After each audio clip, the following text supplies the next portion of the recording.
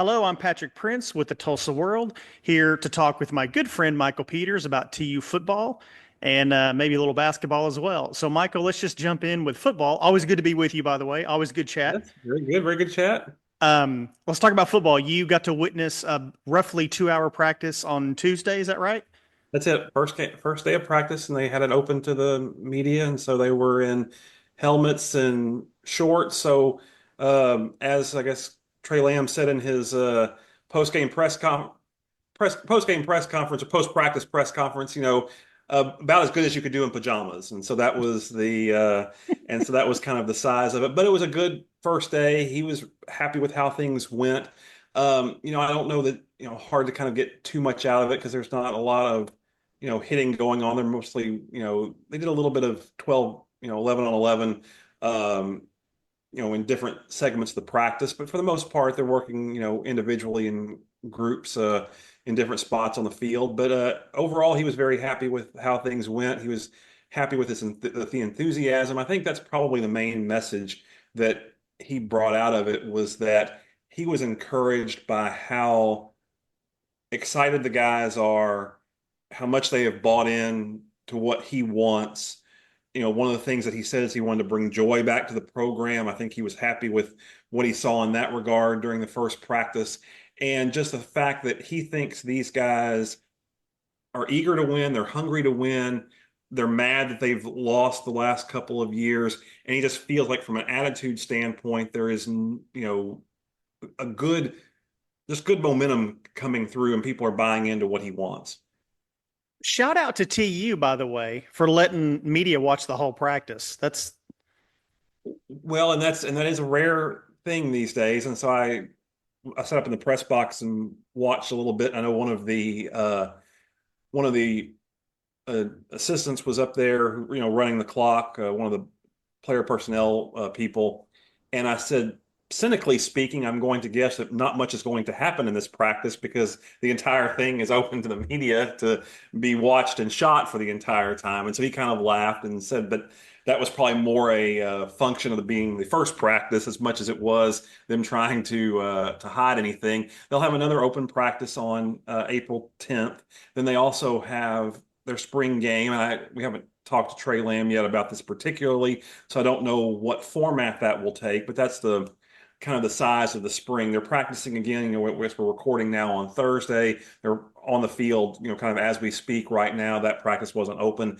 And they'll have, 15 total practices during the spring, kind of see where they go. But then again, one of the things that he mentioned as well, there's a portal opening coming up after spring practice, and he still expects and hopes to add some more players that would have an impact for next year, even on to in the May portal window. Not to mention that they have probably 8 or 9 or so freshmen who they signed in the December and February signing day window for high school players, and those guys will be coming in fresh. I know, like Sam Stone from Mhm.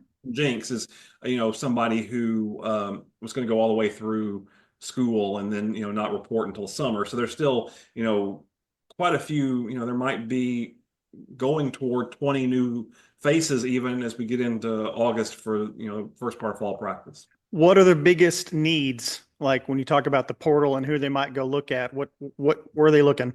Well, I think one of the things that he talked about is that he still wants kind of a playmaking safety is one of the things that he thinks is really important to get out of the portal to come back, for next year, for the next season, and even beyond what's happening in spring. He's going to probably take a look at what his offensive line looks like. I think right now he talked about how he's happy with it. I'm going to write a story, I guess for Saturday about what the offensive line and the quarterbacks look like. And so far he's happy with who he has. But I think if he could find another person or two in that regard, I think he'd be really happy as well, because that's sort of the biggest need. They also, in the first time in the portal, they got some defensive linemen, which they lost, 3 of their 4 regular Mhm. starters. Coming out of last year. So that's going to be a place of need as well. So those are kind of the things that he's going to, be mainly looking forward, kind of the things that you can look at, when you go to the spring game and see how things are progressing. Anybody stand out to you when you watch practice? I don't know that necessarily anybody stood out. I mean, I was able to take a glance at kind of who's running with first team, who's running not. I guess one of the things that we'll mention in the story in Saturdays, it seems that he is relying heavily on experience when it comes to filling the spots in the offensive line. Ender Aguilar was one of their returners. He was kind of running with the first group. Brody Duffel, freshman from Bixby, or I guess now sophomore to be from Bixby. He was also running with the first group. I think he made 4 starts last year and had some injury troubles. So those are kind of the things. And then there's a couple of guys out of the portal, one who came with him from East Tennessee State, another who came from Middle Tennessee, who both played, I think, all 12 games for their teams last year in the offensive line. I think one started 12 of 12, the other started 11 of 12. And those are another couple of guys who are running in their first team offensive line at the moment. And I think that speaks to the fact that he's valuing the experience of people who've been on the field before to try to assemble that group. And that's the most important group because last year that was probably what held them back the most from an offensive standpoint. What's Trey Lamb like on the field during a practice? Trey Lamb he's got headsets on during practice. He stands behind the offense when they're out there on 11 on 11 running plays. So that's kind of what he does during practice. Afterward, he's very optimistic and he's very enthusiastic, and I think that's kind of a different space.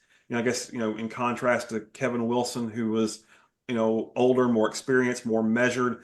Trey Lamb just is a little less measured than your typical head football coach. He's a little more like I said, a little more enthusiastic, also probably a little more honest maybe, or at least comes off that way. He comes off as fairly direct and telling you kind of what he needs and what he thinks. And so we'll see how that stays. Like I say, he hadn't lost a game yet, so he's undefeated so far, and it's easy to be enthusiastic when you're doing that. And he's going to probably get a little bit of a leeway for a first year, so we'll see how that works out and see as the games play and as they invariably lose a game or two here along the way, to see how he handles that in those situations.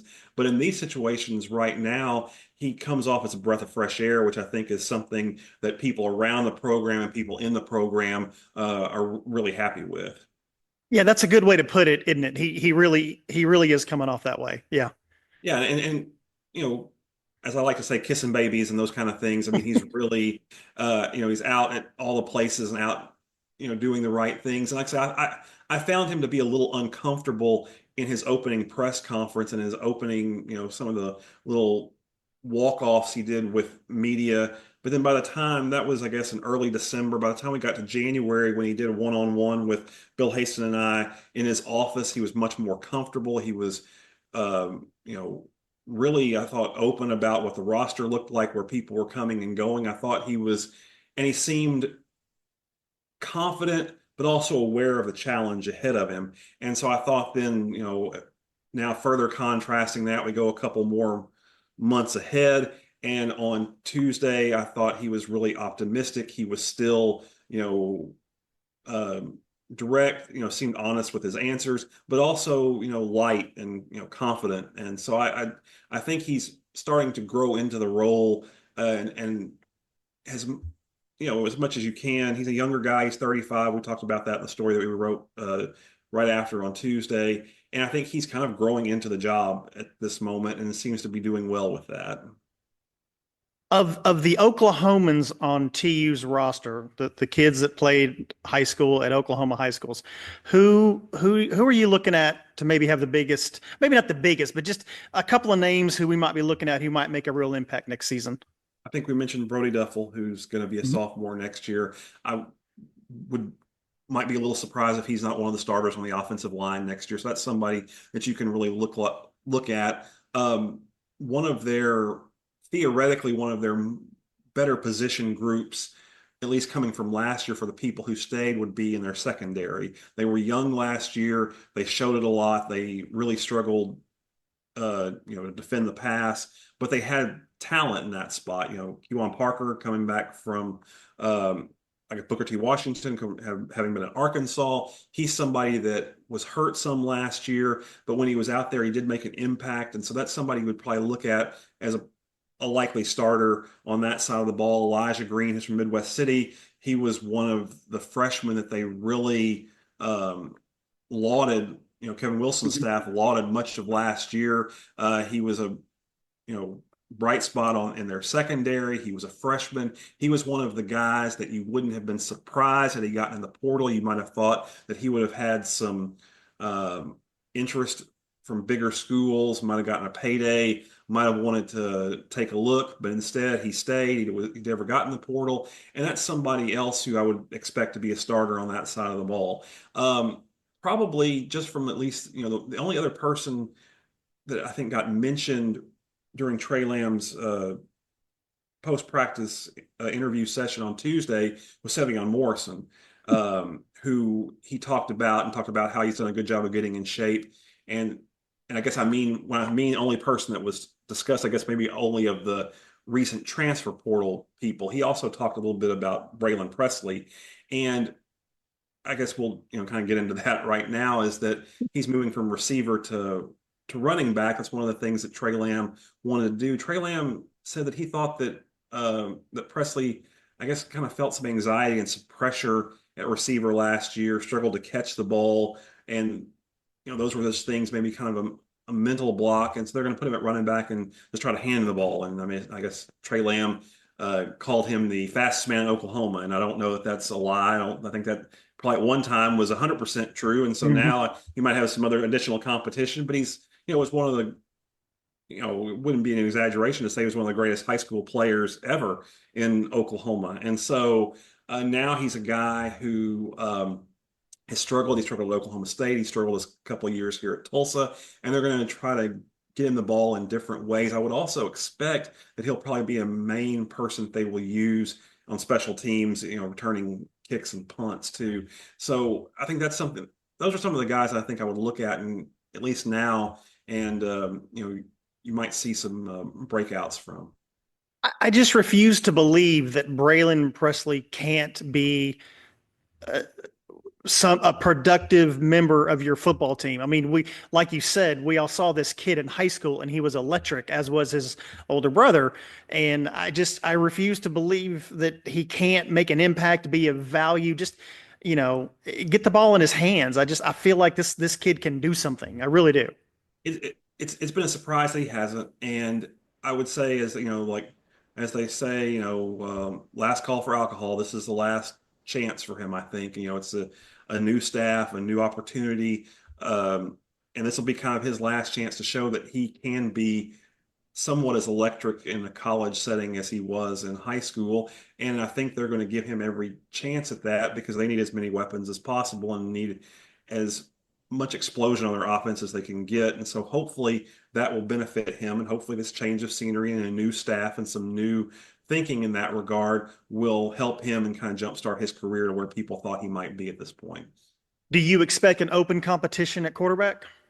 Yeah, I think they're having one right now. Kirk Francis and Tim Carpenter. Those are two guys, both. I mean, Kirk Francis was the opening day starter last year. I think he started 6 games and he got hurt. And so kind of a mixture of injuries and offensive line issues. I think he had his confidence damaged a little bit with a lot of the running for his life that he had to do behind the offensive line. Then at some point they decided to go with Cooper Legas, who was a better runner, who was a little bit more experienced.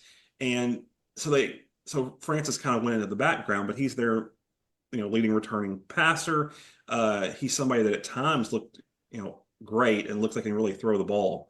Tim Carpenter was one of the freshmen that didn't play nearly as much as a lot of the other freshmen from Kevin Wilson's recruiting class that was, the best in school history. But he was a guy that you kind of heard rumblings about, and he passed Cardell Williams as sort of the dual threat quarterback. And by the end of the year, Tim Carpenter was kind of getting in there and mop up time, and Cardell Williams had gone off to the side. Then he hit the transfer portal and left. So it'll be interesting to see how they did. They kind of split time on Tuesday, back and forth. Trey Lamb's evaluation, which we'll having our story on Saturday's paper is that he thinks you can win with either of these two guys. He doesn't feel like quarterback is a place where he's going to need to go find somebody. He feels good about the two guys he has, and now it'll just be a matter of, does he want somebody who's Francis, more of a traditional drop back passer? Does he want somebody like Carpenter, who's more of a dual threat? And I guess he talked about, I mentioned that Carpenter might have, missed a throw or so in the early going in Tuesday's practice, and will he elevate his throwing game, given that he played 4 games last year in mop-up duty and hasn't really faced, real college competition? Can he elevate his game enough to, fully battle with Kurt Francis for the job? Let's talk basketball for a second. They got 8 guys in the portal. Your reaction to that? I'm a little surprised by that. I mean, they kept the one person who they wanted, Ian Schmeichel. He was on the All-American freshman team. He had averaged about 5 points, 5 rebounds a game, but he started 28 games last year, and he seemed like he was the guy that they wanted to build around for next year. If I'm guessing, some of the people that hit the portal, I'm guessing they aren't unhappy necessarily with. I imagine there are a few of the guys, especially somebody like Isaiah Barnes or Tyshawn Archie, they probably would have rather kept and helped as a base for what they're going to have next year. I noticed yesterday on social media when Schmeichel made his announcement, and a couple of the Tulsa fan accounts tweeted it out, and Tulsa president Brad Carson tweeted, I would guess sarcastically, maybe there's a plan. And so I think what you are seeing is Justin Moore at work, the new athletic director. This is his blueprint. His blueprint was to give coaches the tools necessary to succeed at the top portion of the American Athletic Conference and compete for American Athletic Conference championships. That's what he wants. They kept Eric Conkle for a 4th year, even after he went 13-20 this year, because they think that he's the guy to do it, because he's a nice guy, because people like him, because he's easy to deal with, because he does the media things and the fan things that you need to do to be successful. Well, now he needs to do the recruiting things and the coaching things that you have to do to be successful. Where he struggled previously somewhat, most people will tell you, is that he didn't quite have the resources to keep the people that you would need to keep to do that. They lost the American Player of the Year, PJ Haggerty, who's the freshman of the year at Tulsa. The next year is the American Player of the Year at Memphis. How, is it? I don't think it's crazy to think they would have been 20-13 this year, at least, if he had stayed. So maybe you can't keep him. Maybe Memphis has too much money. They tend to, from a basketball standpoint, maybe they're more like a Big 12 team than an American team. But you now are not going to lose people theoretically to other American schools or schools at that level. So he should have a better chance. He recruited PJ Haggerty. So that would indicate to you that he knows who's good and who's bad and can turn guys into American Player of the Year caliber players.